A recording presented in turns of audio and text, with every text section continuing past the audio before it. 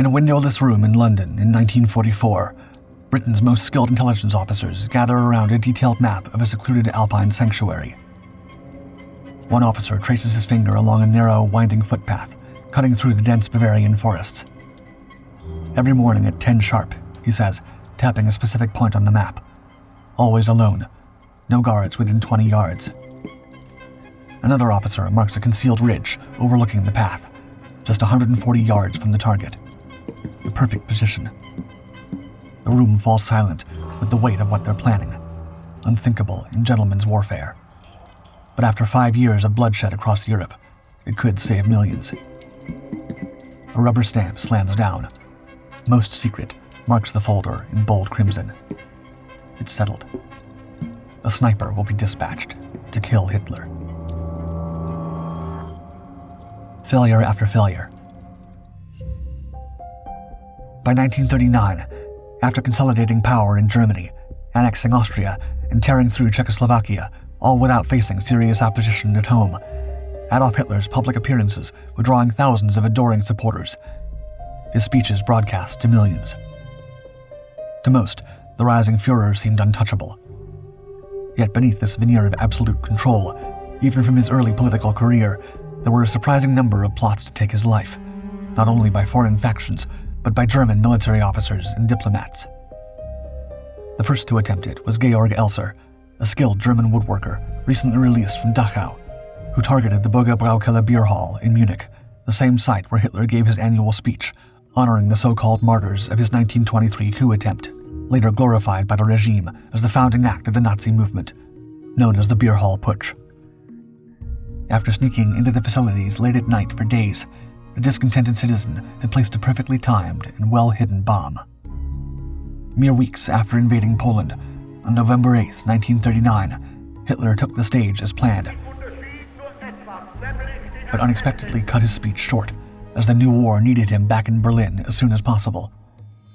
Only 13 minutes later, just as the Führer's train pulled away from Munich, a thunderous explosion ripped through the beer hall, taking the lives of 8 people and wounding dozens.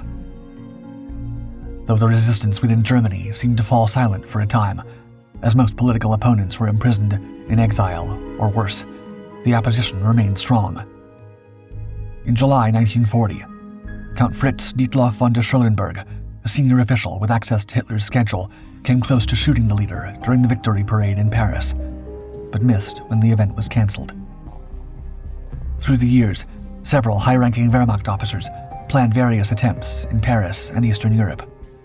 But despite numerous ingenious plans, from ambushes at military headquarters to explosives disguised as cognac bottles smuggled onto Hitler's airplane to time-delay bombs at weapons exhibitions, each attempt was thwarted by circumstance. Security detail would unexpectedly increase. Hitler would rush through planned events in minutes instead of the already allocated hours, or environmental conditions would cause technical failures. By 1944, after dozens of failed plots, the conspirators began to wonder if Hitler possessed some uncanny sixth sense, almost as if a mystical or godly entity followed and protected his every step. The Gentleman's War. Though the British contemplated eliminating Hitler very early in the conflict, he proved remarkably difficult to target. Further complicating matters was an outdated code of conduct among certain old-school top-brass officials who advocated for a gentlemanly war, all in vehement disapproval of tactics like espionage, sabotage, and assassination. With these internal disagreements and bigger concerns to worry about, active planning for Hitler's removal remained on the back burner. By June 1944, encouraged and hopeful by the success following the Normandy landings, while the majority believed Allied forces would soon fight their way into the heart of Berlin, others remained deeply cautious, convinced the war could still drag on for years before victory, sparking renewed interest in unconventional options. And there was no agency more unconventional than the Special Operations Executive. Formed in 1940 at Winston Churchill's behest, with the main objective to set Europe ablaze, the SOE had already made its name by training partisans in France, coordinating sabotage missions in Norway, parachuting into the most perilous areas in the world, and helping to organize the assassination of high-ranking Nazis like Reinhard Heydrich. At the head of the SOE was Major General Colin Gubbins, a seasoned officer with a background in irregular warfare and sabotage. By late 1944, Goebbels gave approval to begin formal planning for Hitler's elimination. The SOE worked alongside the Secret Intelligence Service, known as SIS or MI6. Together, the agencies began shaping the most detailed Allied plot ever devised against the Fuhrer, cultivating valuable intelligence on Hitler's routines from captured German soldiers and defectors. But with intelligence came the hardest question: how to strike.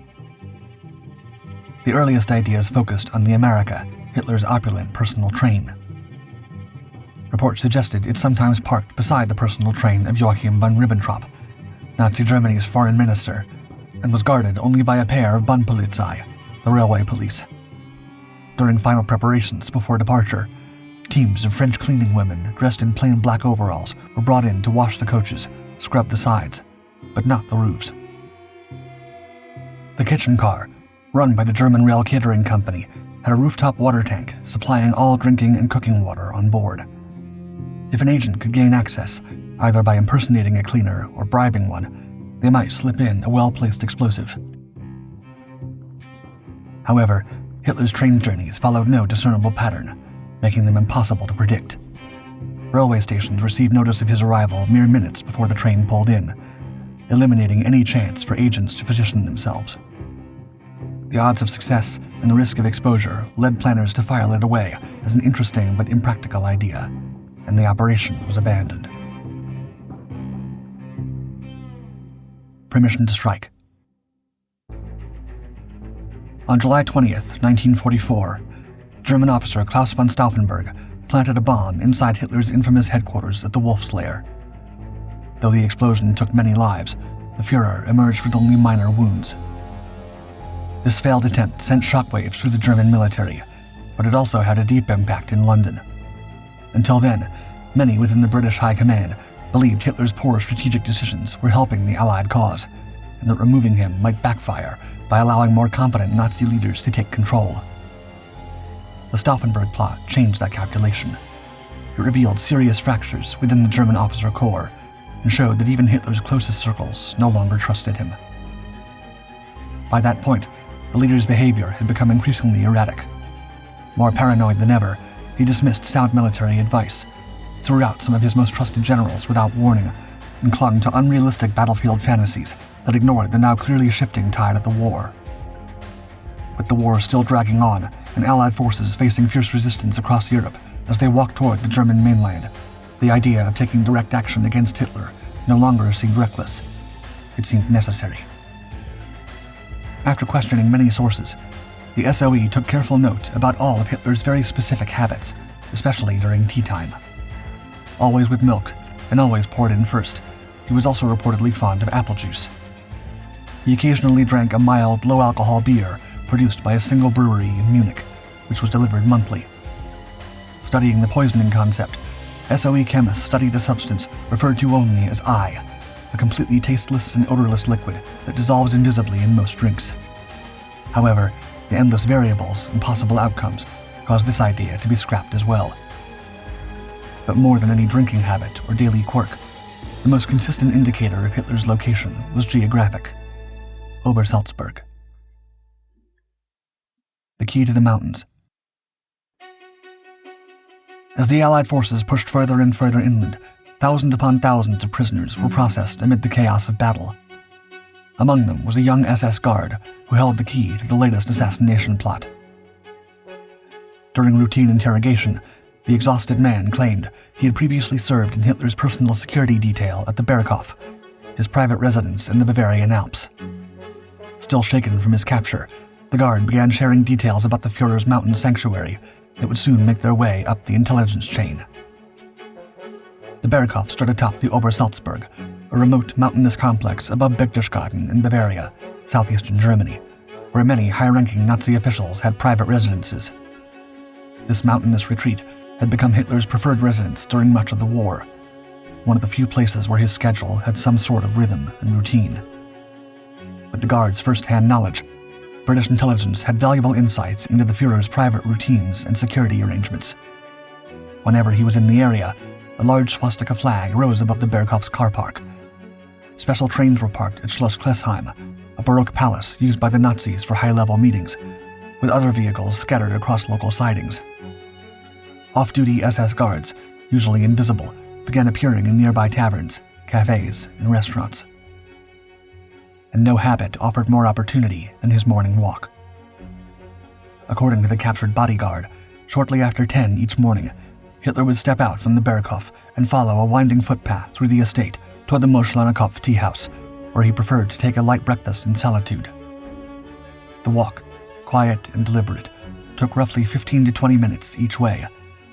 And confident in the safety of his mountaintop retreat, he preferred to keep even his personal guards at a distance. As stated by an SOE document, quote, "Hitler cannot bear to feel himself watched." Still, security was present. Several sentry posts were positioned around the grounds, including one near the tea house itself. But with Berghof surrounded by woods, there were periods in the walk where Hitler was both unaccompanied and out of sight of sentry posts. Aided by reconnaissance photography and prisoner reports, intelligence mapped the entire layout of the Berghof and confirmed that every day, Hitler's daily walk brought him within a few hundred yards of a wooded ridge, placed just beyond the edge of the estate. The perfect place for a sniper. The elimination of Hitler. The SOE began shaping the core of its operation. A sniper attack offered simplicity, precision, and the lowest risk of unintended casualties. Unlike explosives, it required no hidden devices or timed detonations. Most importantly, it left room to adapt if the situation changed. And so, deep inside the SOE's classified file, beneath maps, surveillance photos, and rifle ballistics, Operation Foxley outlined its main objective, quote, "the elimination of Hitler and any high-ranking Nazis or members of the Führer's entourage who may be present at the attempt." The Berghof sat deep in the Reich's secure heartland. Their operative would need exceptional marksmanship, perfect physical conditioning, and fluency in the regional German dialect to blend seamlessly into the local population. The operation called for a two-man team, a Polish operator with native German language skills and a British sniper with exceptional accuracy out to 900 yards. They would drop by parachute under cover of night, wearing Wehrmacht uniforms, lying low until the perfect moment presented itself. The shooting position itself was carefully chosen, a narrow strip of wooded ground set on a natural rise, just south of the footpath leading to the Moschlanekopf tea house. From this ridge, the sniper would have a direct line of sight onto a section of trail where Hitler's pace slowed for the final incline. A low stone wall, likely overlooked by patrols, provided cover from view and a stable firing rest. The distance to the target was estimated to be between 120 and 140 yards, with elevation and vegetation all accounted for. For local assistance, intelligence identified a prisoner, known in the documents only as Diesler, who had an uncle who ran a shop in Salzburg, just 12 miles from Hitler's mountain compound. The man, named Heidenthaler, felt strongly against the Nazi regime, making him an ideal accomplice.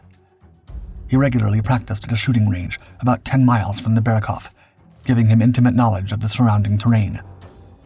The shopkeeper's seemingly innocent business provided perfect cover for the ambitious assassination plot, as he was prepared to harbor the team in the back room of his shop until the moment came to strike.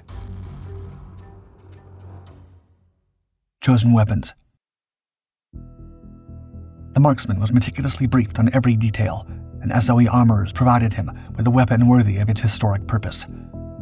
A Kar 98K, hand-selected from captured German rifles and modified for the ultimate precision, replacing its standard barrel with a match-grade version, hand-lapping the action and fitting it with a premium Mauser telescopic sight, stolen from a German sniper school. The rifle, designated Foxley 1, underwent extensive testing. Each morning, the sniper practiced on moving dummy targets, arranged to precisely mimic Hitler's walking habits at the Berghof. SOE specialists recorded exactly how the rifle performed in Alpine conditions, measuring how elevation, wind, and air pressure would affect the bullet's path. As a secondary weapon, the operative carried a 9mm Luger with an innovative British-crafted silencer, reducing the pistol's report to little more than a cough, allowing him to eliminate sentries or unexpected threats while approaching his final firing position without alerting the entire security detail. The pistol's custom wooden grips were carefully aged to match standard Wehrmacht issue, ensuring nothing would betray the assassin's true allegiance if he were discovered. For the critical element of disguise, the sniper would wear the uniform of a Gebirgsjäger, a German mountain trooper. Dozens of soldiers recovering at the nearby Platterhof hospital wore the same, and the SS units stationed around Obersalzberg, including Hitler's own bodyguard detachment, often dressed similarly in winter. If the main assassination attempt failed, the SOE prepared a contingency plan. 2 agents would position themselves near the tea house with a bazooka, ready to fire at Hitler's car during his return journey to the Berghof. According to intelligence, the Führer never walked back, but was always driven home. The SOE planners noted the strategic advantage in their files. Quote, "The guards would hardly expect a second attack to be made." Wait a minute. With everything in place, the plan for Operation Foxley was submitted in November 1944. But the debate among top members of SOE over how to proceed against the Führer and whether to move forward at all grew heated. While some intelligence officers pushed ahead, others, like Lieutenant Colonel Ronald Thornley, deputy head of the SOE's German section, argued forcefully against the plan. After World War I, many of the Germans convinced themselves they hadn't truly lost, but had been betrayed from within. Taking action against Hitler, Thornley warned, could create similar dangerous myths, rather than forcing the Third Reich to fully confront its defeat. Removing Hitler might actually harm the Allied cause by making him a martyr. For some officials, no matter how much they despised the leader's worldview, ending the war with a bullet simply felt wrong. By late November 1944, the entire premise of the plan began to unravel when the SOE realized the intelligence gathered from German prisoners was catastrophically unreliable. These low-level soldiers, eager to please their captors, had provided a mountain of misinformation. From basic errors like calling Eva Braun Hitler's secretary to fabricated stories about Minister of Propaganda Joseph Goebbels' family fleeing to Switzerland. But the most damning failure was something British intelligence couldn't have known. As it turned out, Hitler had permanently abandoned the Berghof on July 14, 1944, only 2 weeks after Operation Foxley preparations began. With the war turning against him on every front, he withdrew deeper into isolation, preferring the concrete security of underground headquarters like the Führer bunker in Berlin. Operation Foxley ultimately remained in the planning stages. Even though Winston Churchill supported the plot, unlike Hitler, the British Prime Minister heeded the counsel of his advisors and reluctantly shelved the operation indefinitely. This decision came with a price. The German offensives in late 1944, the rising toll in the camps, and the brutal fighting in the new year might have been avoided. Even near the end, removing Hitler could have saved lives, but the war continued to burn well into spring 1945. The end is near. In the final months of the war, as options narrowed and Hitler remained out of reach, the SOE entertained one final bizarre idea. The operation, nicknamed Foxley II, proposed by senior SOE officer Major Leopold Manderstam, suggested that Rudolf Hess, at the time imprisoned in Britain, might be hypnotized into taking out a key Nazi figure, like head of the SS Heinrich Himmler. However, the man proved too unstable, and the plan never advanced beyond theory. In the end, Hitler rendered any plans like Operation Foxley unnecessary. As Allied forces closed in on the capital during the final days of the war in April 1945, he took his own life with cyanide and a pistol, sparing the Allies the complicated decisions about his ultimate fate. For decades, the details of Operation Foxley remained one of the most closely guarded secrets of World War II. In 1998, a new policy of open government in Britain declassified a revealing 120-page dossier filled with photographs, drawings, and intelligence about Hitler's routine at his Berghof vacation home, security precautions and staffing, and even the topography of the local area. The story quickly made headlines across the world. Newspapers ran the details with fascination, revealing how close the Allies had come to organizing a direct strike against Hitler.